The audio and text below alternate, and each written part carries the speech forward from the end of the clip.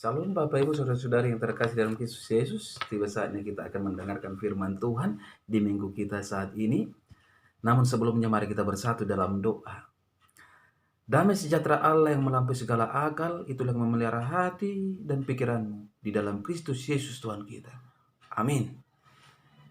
Adapun yang menjadi nats firman Tuhan buat kita dalam ibadah kita saat ini terangkat dari kitab Kejadian pasal yang ke-12 ayat 1 sampai ayat yang ke-9. Demikian firman Tuhan.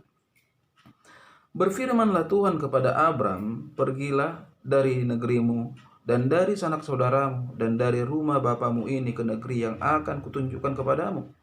Aku akan membuat engkau menjadi bangsa yang besar dan memberkati engkau serta membuat namamu masyhur. Dan engkau akan menjadi berkat. Aku akan memberkati orang-orang yang memberkati engkau dan mengutuk orang-orang yang mengutuk engkau. Dan olehmu semua kaum di muka bumi akan mendapat berkat. Lalu pergilah Abram seperti yang difirmankan Tuhan kepadanya, dan Lot pun ikut bersama-sama dengan dia. Abram berumur 75 tahun ketika ia berangkat dari Haran. Abram membawa Sarai istrinya dan Lot anak saudaranya dan segala harta benda yang didapat mereka dan orang-orang yang diperoleh mereka di Haran. Mereka berangkat ke tanah Kanaan. Lalu sampai di situ, Abram berjalan melalui negeri itu sampai ke suatu tempat di dekat Sikem, yakni pohon terbantin di More. Waktu itu orang Kanaan diam di negeri itu. Ketika itu Tuhan menampakkan diri kepada Abram dan berfirman, Aku akan memberikan negeri ini kepada keturunanmu. Maka didirikannya di situ mezbah bagi Tuhan yang telah menampakkan diri kepadanya. Kemudian ia pindah dari situ ke pegunungan di sebelah timur, Betel. Ia memasang kemahnya dengan Betel di sebelah barat dan Ai di sebelah timur. Lalu ia mendirikan di situ mezbah bagi Tuhan dan memanggil nama Tuhan. Sesudah itu Abram berangkat dan makin jauh ia berjalan ke tanah Negeb sampai jatuh firman Tuhan. Saudara-saudaraku yang terkasih dalam Kristus Yesus, firman Tuhan pada saat ini berbicara tentang kehidupan Abraham. Saudara yang terkasih di dalam Kristus Yesus, Abraham adalah pribadi yang dipilih oleh Tuhan menjadi bapa dari segala orang yang percaya. Hal ini yang membuat terjadi perubahan nama. Kalau kita membaca firman Tuhan saat ini disebut Abram. Tetapi kita mengenalnya saat ini adalah Abraham. Jadi ada perubahan nama dari Abram menjadi Abraham. Adapun yang membuat Tuhan memilih Abraham menjadi bapak dari semua orang percaya adalah di dalam diri Abraham ada yang disebut iman dan keyakinan penuh. Iman, percaya, dan keyakinan penuh akan yang diimani. Terhadap siapa itu Tuhan? Dalam bahasa Bataknya dikatakan Porsia dohot marpos niroha. Itulah yang ada dalam diri Abraham. Karena kalau kita melihat ada banyak orang-orang percaya, orang-orang yang mengatakan dirinya pengikut Kristus, orang Kristen, mereka percaya, mereka dikatakan mempunyai iman kepada Tuhan, tetapi kurang keyakinan penuh akan yang mereka percayai. Tidakkah firman Tuhan juga berkata bahwa setan itu percaya kepada Yesus Kristus, tetapi dia tidak imani Yesus dan ia tidak yakini dengan penuh dan lakukan apa yang ia percayai akan keberadaan Yesus. Tetapi saudara-saudara, iman yang benar adalah iman percaya yang diyakini dan ditaati. Itulah kehidupan dari Abraham. Artinya saudara-saudara begini, Ada suatu ilustrasi. Seorang pemain sirkus pernah bermain di air terjun Niagara. Ketika ia menarik seutas tali, saudara-saudara, dari seberang satu ke seberang satu, ia berjalan di atas seutas tali ini dengan naik sepeda. Orang ramai penonton bertepuk tangan kepada si pemain sirkus. Luar biasa, semua berkata luar biasa. Engkau hebat, kami salut akan engkau.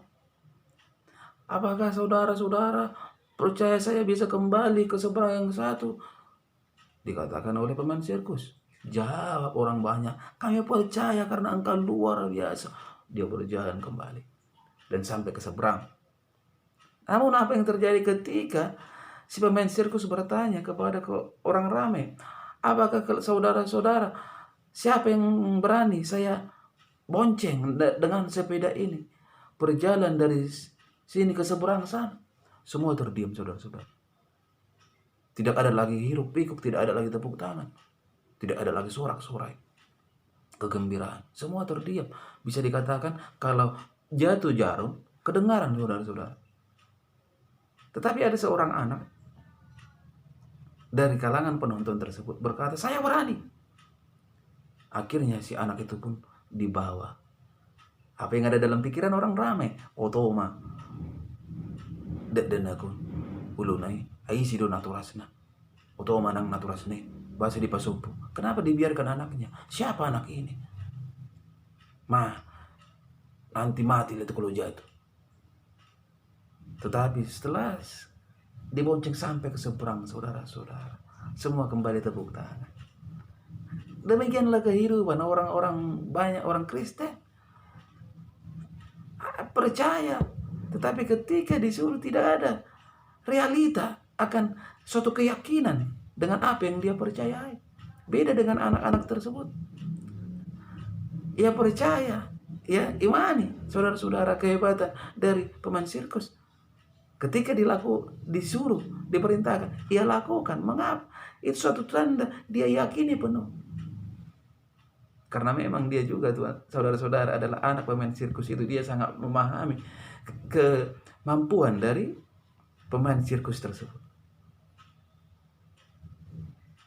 Saudara-saudaraku yang terkasih dalam Kristus Yesus,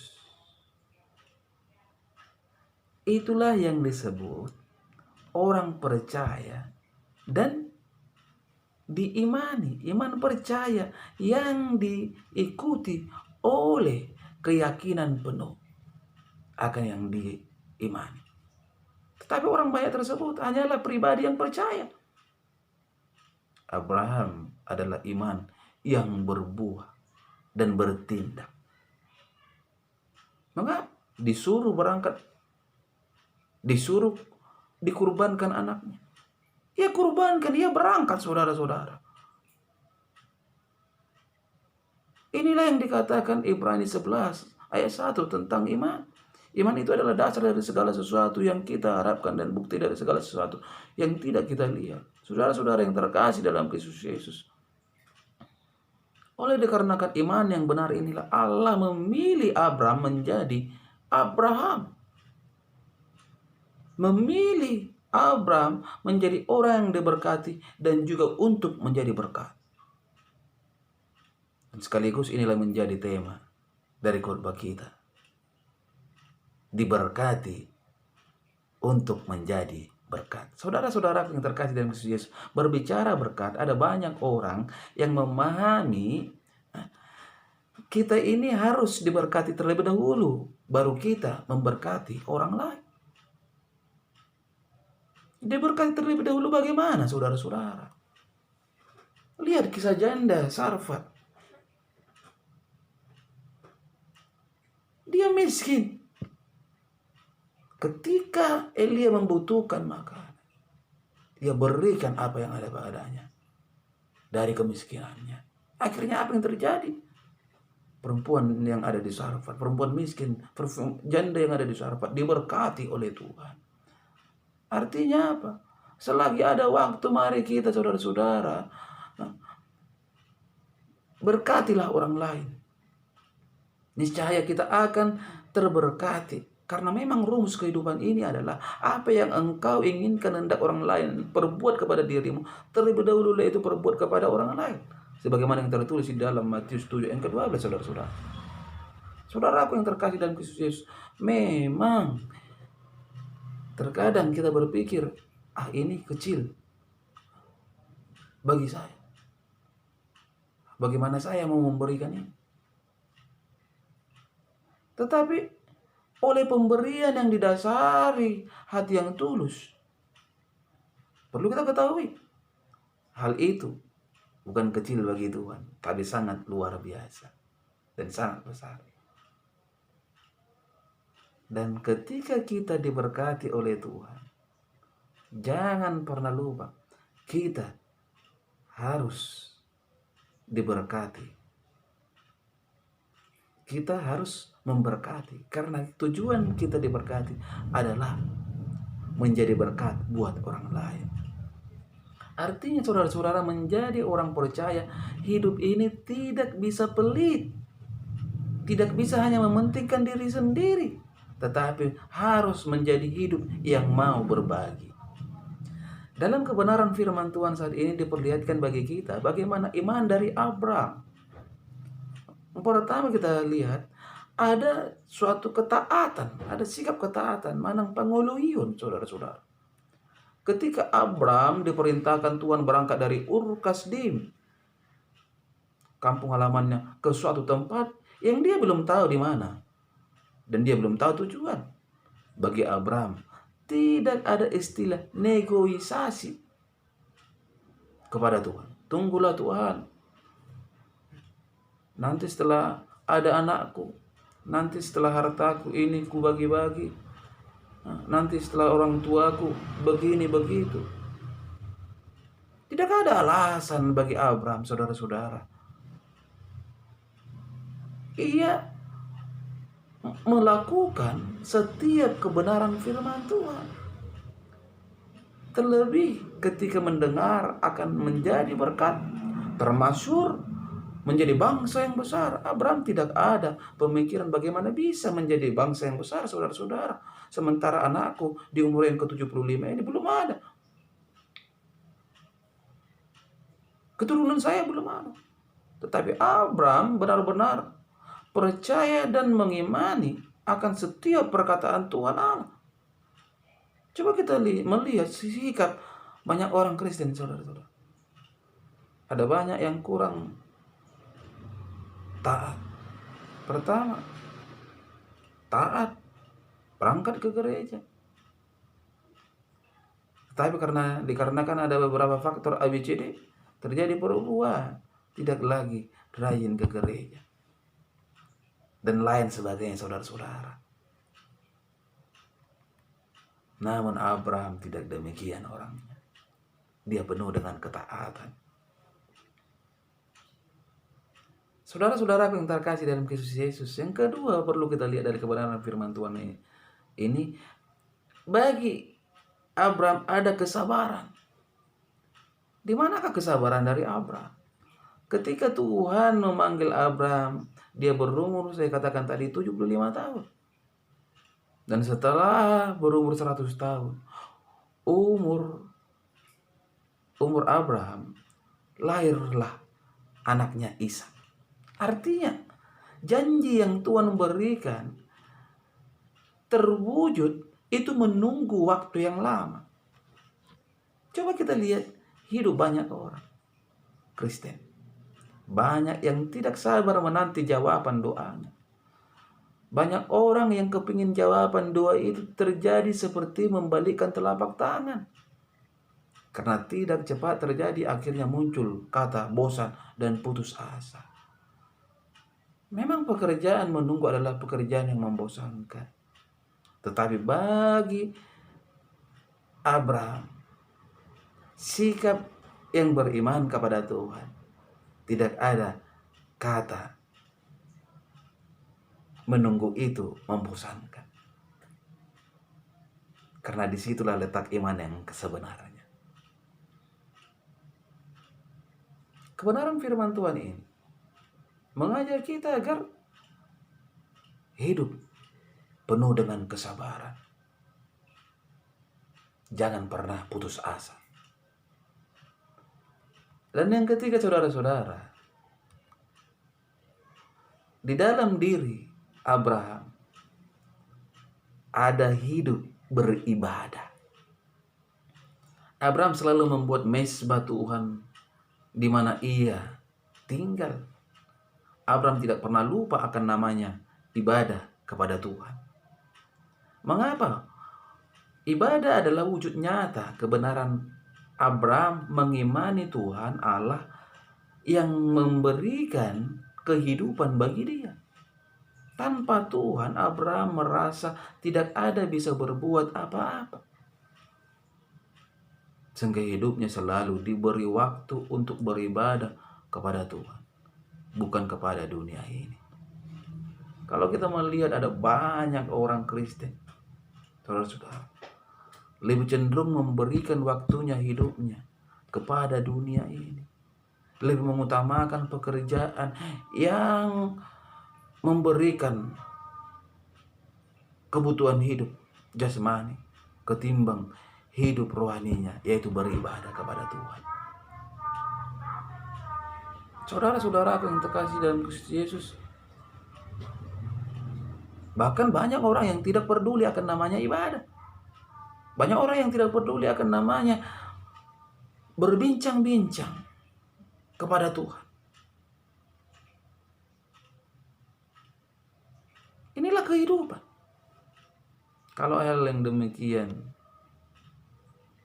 terjadi dalam hidup kita, bagaimana hidup kita akan terberkati, saudara-saudara? Kita bisa merasakan ketika anak kita ada waktu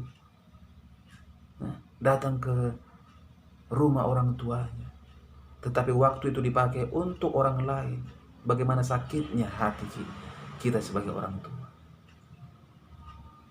Demikian juga Tuhan kita, karena Tuhan kita adalah Allah yang menciptakan kita menurut gambar dan rupanya. Saudara-saudara yang terkasih, dalam Kristus Yesus hidup kita ini sama seperti perjalanan hidup Abraham yang menuju suatu tempat. Namun kita diyakini tempat itu adalah suatu tempat berkat. Demikian juga lah hidup kita.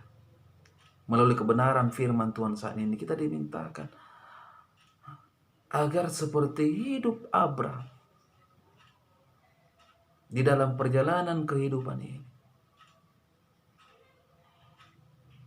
selalu mempunyai sikap, ada ketaatan, ada kesabaran, dan ada ibadah.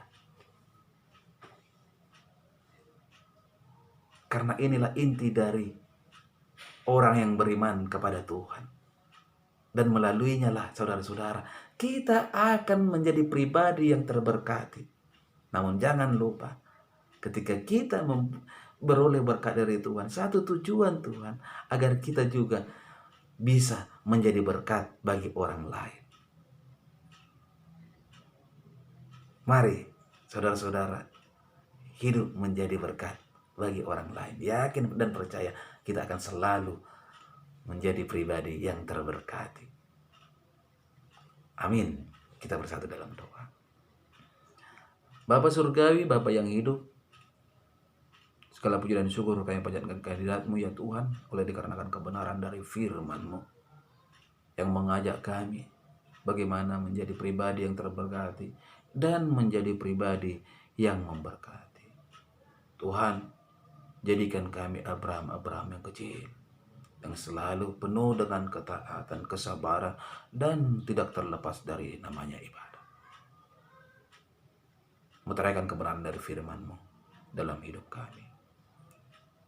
Berkati juga Tuhan setiap pribadi yang mendengarkan khotbah ini melalui media YouTube dimanapun mereka berada. Mari Tuhan Yesus, yang sakit Engkau sembuhkan, yang lemah Engkau kuatkan, yang ada persoalan Engkau berikan jalan keluar. Karena Engkau lah Allah kami yang sangat peduli akan kehidupan kami. Karena Engkau lah Allah yang selalu mengasihi kami. Inilah doa kami Tuhan, yang kami sandarkan di dalam nama Kristus Yesus Tuhan kami yang hidup. Amin. Salam buat kita semua.